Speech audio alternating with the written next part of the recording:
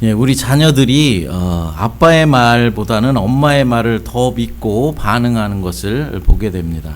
예를 들어서 냉장고에 뭐 이렇게 평소에 보지 못했던 맛있는 간식이 들어 있을 때 이거 먹어도 돼요? 라고 묻습니다. 그럼 제가 먹어도 돼, 너 먹고 싶으면 먹어도 돼 라고 허락을 해줍니다. 그러면 아빠가 허락해 줬으니까 그냥 꺼내서 먹으면 되는데 그냥 먹지 않고 꼭 엄마에게 가서 또 물어봅니다. 엄마, 이거 먹어도 돼? 그럼 엄마가 먹어도 돼, 그렇게 허락을 해주면 그때서야 먹는다라는 것이죠. 이런 일이 한 번만이라면 제가 기분이 별로 나쁘지 않을 수도 있지만은 빈번하게 이런 일이 있다 보니까 기분이 별로 썩 좋지가 않더라는 것이죠. 아빠가 먹으라고 했는데 아빠가 허락을 해줬는데 왜 꼭 가서 엄마한테 다시 허락을 받는지를 도저히 이해할 수가 없습니다. 물론 안전하게 더블 체크를 하려고 하는 것이겠죠. 아빠를 무시해서 그러지는 않을 것입니다. 하지만 그런 일들이 자주 있다 보니까 제 자신을 좀 생각해 보게 되더라는 것이죠. 내가 아이들에게 믿음을 주지 못했구나. 아이들에게 엄마만큼 관심을 주지 않아서 아이들이 엄마 말을 더 신뢰하는구나. 이렇게 반성을 하게 되더라는 것입니다. 여러분들도 어떤 정보나 이슈에 대한 이야기를 들었을 때 더 신뢰하고 더 믿는 사람이 있을 것입니다. 근데 요즘은 사람들에게 어떤 정보를 얻는 것이 아니라 TV나 컴퓨터, 휴대폰 등을 통해서 정보와 이슈를 접하는 것이 더 많이 있는 것 같습니다. 여러분들은 특별히 어떤 매체에서 전하는 메시지를 더 신뢰하고 더 믿습니까? 요즘은 아주 어린 나이에서부터 80대에 이르는 노인들에 이르기까지 유튜브를 통해서 많은 정보를 얻게 되고 또 그것을 통해서 지식을 쌓아가는 것을 보게 됩니다.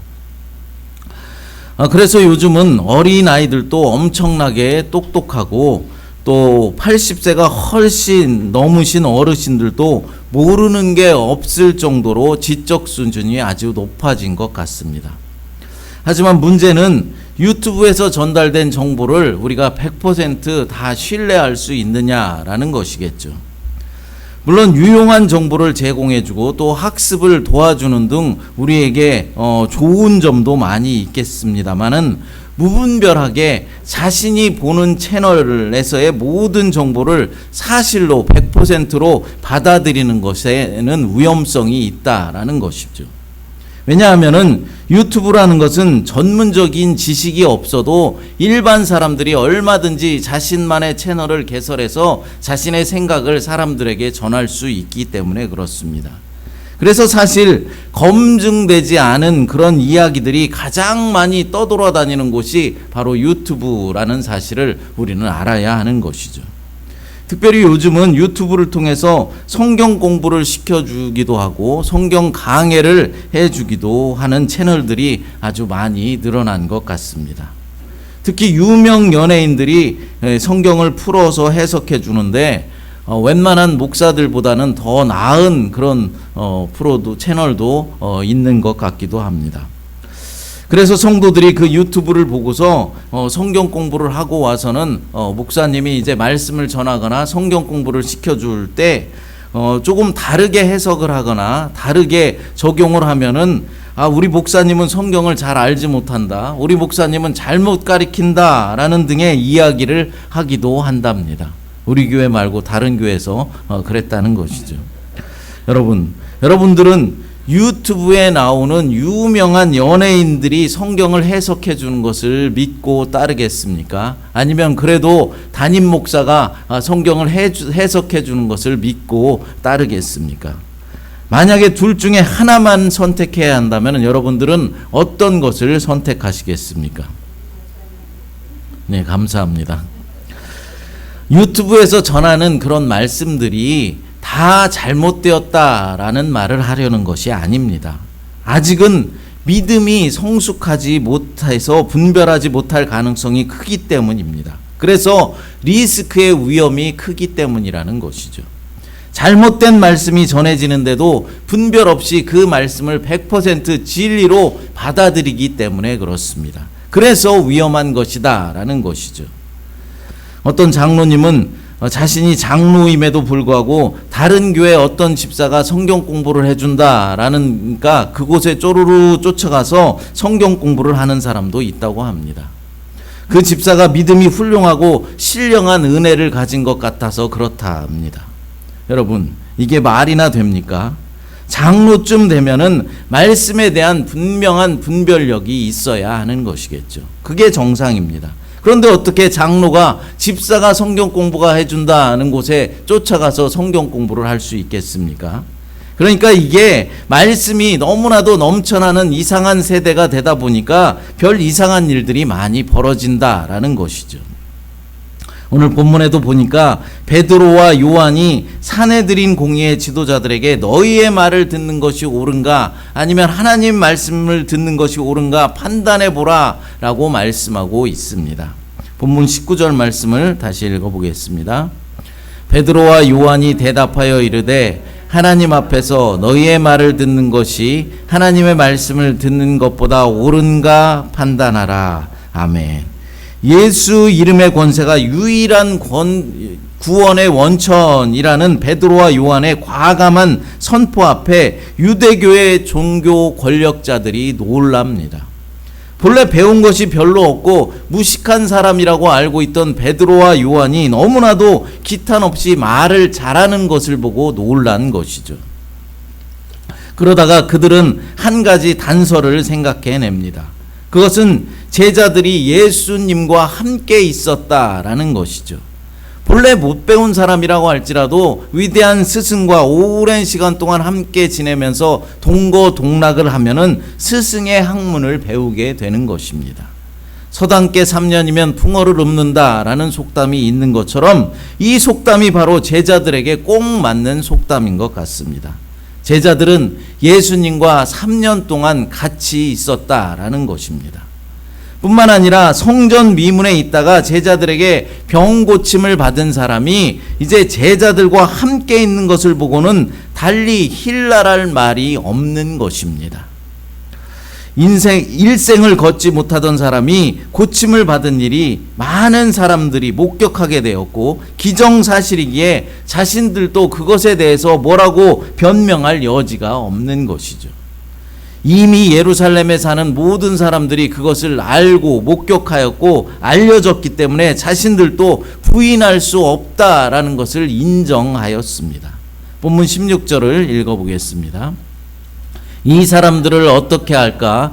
그들로 말미암아 유명한 표적이 나타난 것이 예루살렘에 사는 모든 사람에게 알려졌으니 우리도 부인할 수 없는지라. 아멘. 여기서 유명한 표적이 나타났다라는 것은 여러분 앞에서도 다 공부했던 것처럼 일생을 걷지 못하던 사람을 베드로와 요한이 일으켜 세워준 것을 말하는 것입니다. 그것이 예루살렘 전역에 이제 다 퍼져서 모르는 사람이 없게 되었다라는 것이죠. 만약 오늘 예배를 마치고 어떤 사람의 손에 종양이 이제 크게 있는데 제가 그 사람을 위해서 기도해 줬는데 그 종양이 깜쪽같이 사라졌다라고 한다면, 그래서 그 기적을 이곳에 있는 우리 교인들이 다 보았다고 한다면 그것을 누가 거짓말이라고 말할 수 있겠습니까? 실제로 일어난 기적인 것이죠. 유대인 종교 권력자들도 그랬다라는 것입니다. 실제로 기적을 일어났고 기적을 보았기 때문에 그 사건을 부인할 수가 없었던 것입니다. 다만 이들은 더 이상은 이 기적과 사건이 민간에 퍼지지 않도록 하며 이후로는 예수의 이름으로 누구도 복음이 전파되지 못하도록 하자라고 방안을 세웠고, 그리고 나서 이제 베드로와 요한을 불러다가 절대로 예수의 이름을 말하지도 말고 예수의 이름으로 가르치지도 말라라면서 엄중하게 경고를 하고 있는 것입니다. 본문 17절과 18절 읽어보겠습니다. 이것이 민간에 더 퍼지지 못하게 그들을 위협하여 이후에는 이 이름으로 아무에게도 말하지 말게 하자 하고 그들을 불러 경고하여 도무지 예수의 이름으로 말하지도 말고 가르치지도 말라 하니. 아멘. 예수교라는 새로운 종교가 더 이상 전파되지 못하도록 막겠다라는 것입니다. 왜 이렇게 했을까요? 한마디로 자신들의 기득권과 자신들의 밥그릇을 지키기 위해서였습니다. 예수교가 창궐하게 되면 어떻게 되겠습니까? 자신들의 입지가 점점 더 좁아질 것이고 결국 자신들의 수익도 줄어들고 밥 먹고 살기가 어려워질 것이다 라고 판단한 것입니다. 예를 들어서 이 호놀룰루에 한국에서 아주 유명한 목사님이 오셔서 교회를 새롭게 세운다라고 한번 생각해 보십시오. 기존에 있는 교회와 목사들이 두 손 들고 환영하지는 않을 것입니다. 왜냐하면 한국에서 유명한 목사가 무엇하러 이 하와이에 와서 새로운 교회를 세울 것이며 또 교회를 세우면 혹시라도 하와이의 교인들이 그 새로운 교회로 다 몰려가지 않을까, 이동하지 않을까 신경을 곤두세우게 될 것이다 라는 것이죠. 그런데 사실 이런 걱정을 하는 것은 우리가 교회론을 잘 모르기 때문에 생겨나는 걱정이기는 합니다. 하나님 편에서 볼 때는 교회라는 것은 우리 교회, 너희 교회 이런 것이 아니라 모두가 다 하나이기 때문입니다. 이단 교회만 아니라면, 이상한 교회만 아니라면은 하나님의 섭리 안에서 우리가 받아들이고 인정해야 한다라는 것이죠. 하지만 당시 유대교 지도자들은 그것을 받아들이지 못하고 자신들의 이익권만을 먼저 생각했다라는 것이죠. 기적은 사람을 변화시키지 못한다라는 말을 이들 종교 지도자들의 태도를 통해서 다시 한번 확인해 볼 수 있습니다. 무슨 말입니까? 평생을 걷지 못하던 사람이 걷게 된 기적을 목격했고 그 기적이 자신들 가운데서 일어났다라는 사실을 인정했습니다. 또한 그 기적은 하나님께서 행하신 일이다라는 사실도 인정했습니다. 그러나 유대교 종교 지도자들과 권력자들은 하나님의 아들 메시아 예수 그리스도를 끝까지 인정하지 않았고 끝까지 믿지를 않았습니다. 예수님이 하나님의 아들이라는 사실을 믿지 않았고 예수님에 대한 자신들의 생각과 마음도 전혀 바꾸지를 않았습니다. 기적을 보았음에도 말입니다. 예수님 당시에도 사람들은 예수님께서 베풀어 주시는 기적을 눈앞에서 보았음에도 목격했음에도 불구하고 예수님을 십자가에 못 박는 곳에 내어주게 되죠. 예수님께서는 수많은 질병을 고쳐주시고 귀신 들린 자들의 귀신을 내어 쫓아주셨습니다. 뿐만 아니라 죽어서 돌무덤에 장사되었던 나사로를 다시 살리시는 기적도 베풀어 주셨습니다. 그런데도 사람들은 예수님을 메시아로 인정하지 않았다라는 것입니다. 물고기 2마리와 보리떡 5개로 장정만 5,000명을 먹이고도 12광주리를 남기는 오병이어의 기적을 베풀어 주셨음에도 불구하고 사람들은 예수님을 하나님의 아들로 믿고 따르지를 않았습니다.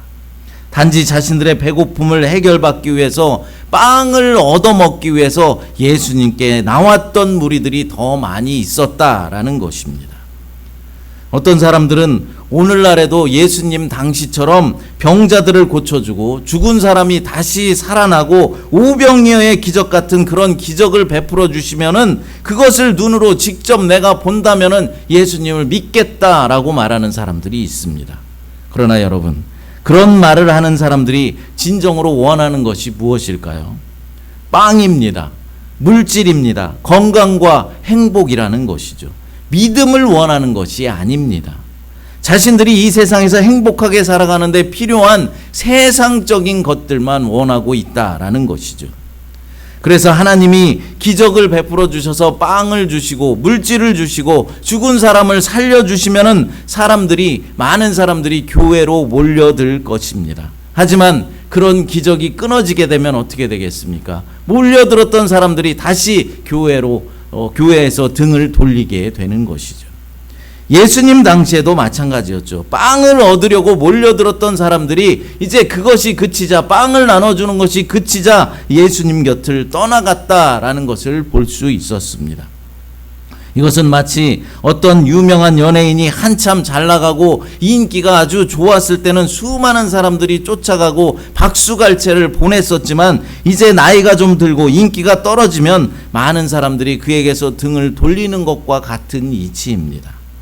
그래서 세상 성공을 원해서 돈 때문에 예수를 쫓았던 사람들은 기적이 일어날 때 그리고 풍요롭고 모든 일들이 잘 될 때는 교회에 나와 있지만은 고난의 때, 환난의 때는 교회를 떠나게 되는 것입니다. 누가복음 16장 29절부터 31절까지 같이 읽어보겠습니다. 아브라함이 이르되 그들에게 모세와 선지자들이 있으니 그들에게 들을지니라. 이르되 그렇지 아니하나이다. 아버지 아브라함이여, 만일 죽은 자에게서 그들에게 가는 자가 있으면 회개하리이다. 이르되 모세와 선지자들에게 듣지 아니하면 비록 죽은 자 가운데서 살아나는 자가 있을지라도 권함을 받지 아니하리라 하였다 하시니라. 아멘. 여러분, 이게 무슨 내용입니까? 이 땅에 살던 부자와 거지 나사로가 이제 죽음을 맞이하게 되었습니다. 그래서 각각 음부와 낙원에 들어가게 되었죠. 이 땅에 살 때 거지 나사로는 부자의 상에서 떨어지는 부스럭이나 주워 먹던 그런 사람이었습니다. 그런데 부자와 나사로 모두 죽게 되었고, 거지 나사로는 낙원에서 아브라함 품에 안겨서 평안을 누리게 되었지만은 부자는 음부에서 고통당하게 됩니다. 음부에서 고통당하던 부자는 자신의 잔치상에서 떨어지는 부스럭이나 주워 먹던 거지 나사로가 낙원에서 평안을 누리고 있는 모습을 보게 됩니다. 그래서 부탁을 하죠. 나사로를 보내서 그 손가락 끝에 물을 적셔서 내 혀끝을 서늘하게 해주옵소서라고 부탁합니다. 하지만 거절당합니다. 부자는 살았을 때 너무나도 많은 것을 누렸기 때문입니다. 부자는 또 다른 부탁을 하죠. 나사로를 보내어 내 5 형제들이 이 고통받는 곳에 오지 않게 하소서. 만일 죽었던 사람이 다시 깨어나서 천국과 지옥이 있으니 이 땅에 살 때 하나님을 잘 믿고 잘 섬기라고 말한다면 그들이 믿을 것입니다 라면서 부탁을 하는 것입니다. 하지만 이번에도 부자의 부탁은 거절당합니다. 뭐라고 하면서 거절합니까? 모세와 선지자들에게 듣지 아니하면 비록 죽은 자들 가운데서 살아난 자가 있을지라도 권함을 받지 아니하리라고 말씀하고 있습니다. 이 땅에 살면서 교회 목사들의 설교 말씀을 믿지 않고 듣지 않던 사람들은 죽은 사람이 다시 깨어나서 천국과 지옥이 있다 아무리 말해도 듣지 않고 믿지 않을 것이다 라고 말씀하고 있는 것입니다.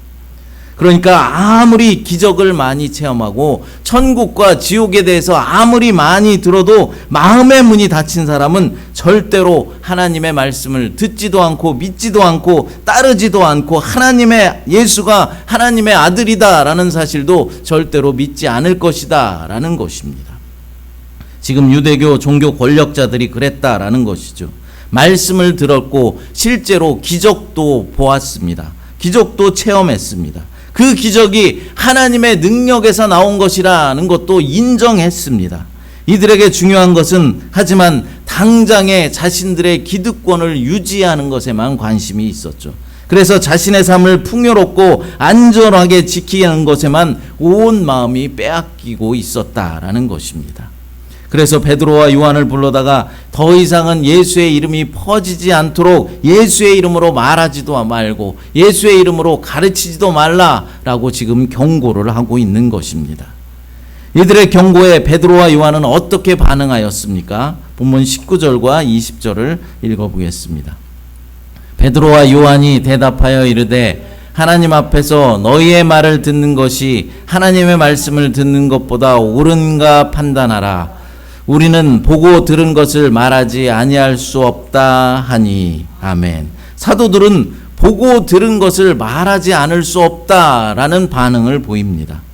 그들은 메시아이신 예수님을 보았고 유대교 지도자들이 그분을 십자가에 못 박아 죽이는 것을 보았습니다. 하나님께서 죽으신 예수님을 다시 살리시는 것을 보았고 부활하신 예수님께서 승천하시는 것을 보았습니다. 또한 하나님의 말씀을 들었고 예수님의 가르침을 받았습니다. 무엇보다도 사도들은 그들이 보고 들은 것을 온 세상에 증언하라 라는 소명을 받았습니다. 만일 그들이 예수님에 대해 말하고 가르치는 일을 멈춘다면 하나님이 주신 이 증인의 소명을 감당하지 못하는 꼴이 되는 것입니다. 그러므로 하나님의 말씀에 따라 행동하는 자신들은 하나님의 말씀과 상반되는 일을 요구하는 사내들인 공회의 말을 절대로 복종할 수가 없었던 것입니다. 사랑하는 여러분, 우리도 마찬가지입니다. 우리도 누구의 말을 듣고 믿고 따를지 결정을 하고 판단을 해야 하는 것입니다. 세상의 말에 귀를 기울이며 살아가야 할 것인지, 아니면 하나님 말씀인 성경의 말씀에 귀를 기울이고 그것을 믿고 따를지 결정해야 하는 것입니다. 사람의 말을 듣겠습니까? 하나님의 말을 듣겠습니까? 판단하시기 바랍니다. 오늘날 우리의 귀에는 온통 세상의 권명과 가르침의 소리만 들려올 뿐입니다. 하나님의 말씀은 겨우 일주일에 한 번, 주일날 한 30분 정도 설교 듣는 것이 전부이지만은 세상의 소리는 하루에도 얼마나 많은 시간 동안 우리에게 들려져 오는지 모릅니다. 하루에도 유튜브를 보는 시간이 어마무시하게 많습니다. 또 카톡을 통해서 원하지 않는 수많은 메시지와 정보들이 입력되고 들어옵니다. TV에서, 넷플릭스에서 세상의 생각과 가치관들을 담은 드라마와 프로그램들이 쏟아져 나오고 있다라는 것이죠. 그러니 사실 우리 젊은이들, 젊은 세대들, 그리스도인들이 세상 쪽으로 기울어져 있다, 그들의 생각이 기울어져 있는 것도 어찌 보면 당연한 일일 것입니다. 그러나 이렇게 기울어진 세상 속에서도 우리는 하나님의 말씀에 바로 서도록 노력해야 하는 것입니다. 의지적으로 하나님의 말씀을 읽고 하나님의 말씀을 배우기 위해 노력하고 하나님의 말씀을 더 많이 듣기 위해서 의지적으로 노력을 해야 한다라는 것입니다. 세상의 말이 아니라 하나님의 말씀을 믿고 따르며 말씀대로 살기로 날마다 결단을 해야 하는 것입니다. 사도행전 당시 산헤드린 공회는 유대교의 가장 권위 있는 기관이었습니다. 그들은 하나님의 이름으로 모든 이슈에 최종 판결을 내렸습니다. 하지만 그들은 하나님과 소통하며 하나님의 뜻을 반영하지 못하고 어느새 하나님의 말씀을 듣지 못하는 그런 기관으로 전락해 버렸습니다. 이들은 더는 하나님을 대변하거나 하나님의 뜻을 알리는 역할을 감당하지 못했습니다. 하나님 말씀에 귀를 닫은 결과입니다. 그러므로 산헤드린 공회에서 내리는 판결은 하나님의 뜻과는 상반되는 경우가 많았다라는 것이죠. 이들은 누구든지 자신의 특권과 이익에 위협이 된다 싶으면 하나님의 뜻이라고 해도 무시해버리고 더 나아가서 하나님의 종으로 쓰임받는 사람들까지도 벌하려고 했습니다. 오늘날에도 이런 일들은 계속되고 있습니다. 일부 교단의 총회에서 하나님의 뜻과는 상반된 결정을 내리고 그것을 보며 기뻐하고 즐거워하고 축하하는 일들이 벌어지고 있다라는 것이죠. 동성애를 죄로 여기지 않고 합법화하였다라는 것입니다. 이러한 결정은 성경의 말씀을 믿고 따르지 않아도 되고 사람의 편리에 따라서 그때그때 사람의 신리에 따라서 자기적으로 성경 말씀을 해석해도 된다라는 죄악된 판단인 것입니다. 자신들의 기득권과 이익을 위해서는 하나님의 말씀과 기적을 보고도 예수를 믿지 않고 인정하지 않았던 유대교 지도자들이 지었던 그 죄를 똑같이 짓고 있는 것입니다. 여러분, 오늘날 동성애를 받아들이고 인정하는 교단들의 교세가 더 큰 것이 사실입니다. 왜 그렇겠습니까? 왜 동성애를 받아들이는 교단들의 교세가 더 크겠습니까? 세상 사람들이 볼 때는 그들이 더 사랑이 많은, 포용력이 넓은 그런 집단이라고 생각하기 때문에 그렇습니다. 결국 이들이 동성애를 받아들이는 것에는 교세를 넓혀서 자신들의 밥그릇을 더욱더 풍성하게 하기 위한 수단일 뿐이라는 사실입니다. 사랑하는 여러분, 하나님의 음성과 인간의 말 중에 하나를 선택해야 할 때 여러분들은 과연 무엇을 선택하시겠습니까? 세상에서 듣는 유튜브나 카톡 같은 것에서 전달되는 메시지와 주의 몸된 교회에서 선포되는 하나님의 말씀이 부딪히고 서로 상충이 될 때 여러분들은 어떤 메시지에 귀를 기울이시겠습니까? 자신들의 기득권이나 이익을 위해서 하나님의 말씀을 왜곡하는 교단이나 총회의 말을 믿고 따르겠습니까? 아니면 성경의 말씀대로 진리를 선포하는 설교 말씀을 믿고 따르겠습니까? 베드로와 요한은 하나님 앞에서 너희의 말을 듣는 것이 하나님의 말씀을 듣는 것보다 옳은가 판단하라 라고 말하면서 당시 최고의 권위를 가졌던 산헤드린 공회의 종교 권력자들의 말을 거부하였습니다. 우리도 이래야 한다라는 것이죠. 아무리 달콤해 보이는 말이라 할지라도, 아무리 나에게 유익을 가져다 주고 이익을 가져다 주는 말이라 할지라도 하나님 말씀에 어긋난 말씀은 절대로 듣지도 말고 믿지도 말고 따르지도 말아야 하는 것입니다. 오직 우리가 믿고 따를 것은 성경 66권 뿐이라는 사실입니다. 본문 22절을 읽어보겠습니다. 이 표적으로 병 나은 사람은 40여 세나 되었더라. 아멘. 사도들의 권세 있는 사역으로 고침받은 사람의 나이를 말하고 있습니다. 40여 세나 되었더라고 말씀하고 있죠. 과거 이스라엘 조상들이 40년 동안 광야를 방황하던 것을 생각나게 해주는 말씀입니다. 출애굽한 이스라엘 백성들은 가나안 땅까지 2주면 갈 수 있었던 그 길을 40년이나 걸쳐서 방황하고 40년에 걸쳐서 가나안에 들어갔습니다. 그 이유가 무엇이겠습니까? 이스라엘 백성들의 불순종 때문에 그랬습니다. 그러니까 이 말씀은 하나님의 말씀을 믿고 따르지 않을 때 우리의 인생은 돌아가는 인생이 될 수밖에 없다라는 것입니다. 세상을 따르고 세상에서 쏟아져 나오는 정보와 지식을 믿고 쫓을 때 우리의 삶은 그만큼 고달퍼진다라는 것입니다. 사랑하는 여러분, 여러분들은 세상의 말을 믿고 따르시겠습니까? 하나님의 말씀을 믿고 따르시겠습니까? 판단하시기 바랍니다. 이 시간 찬양 부르시고 기도하도록 하겠습니다. 아무것도 두려워 말라 찬양 드립니다. 하나님 아버지 감사합니다. 베드로와 요한이 하나님의 말씀을 믿고 따를 것을 말하며 유대 종교 권력자들의 말을 거부하였던 것처럼 우리도 세상의 소리가 아니라 하나님의 말씀을 듣고 믿고 따를 수 있도록 인도해 주시옵소서. 이 세대는 워낙 많은 세상의 소리가 우리를 어지럽히고 있음을 압니다. 그러나 이러한 때일수록 우리 그리스도인들은 더욱더 깨어서 진리의 말씀인 주의 말씀을 잘 분별하게 하시고 말씀을 배우기에 힘쓰며 또 말씀대로 믿고 순종하는 삶을 살아갈 수 있도록 하나님 역사하여 주시옵소서. 거룩하신 예수님의 이름으로 기도드리옵나이다. 아멘.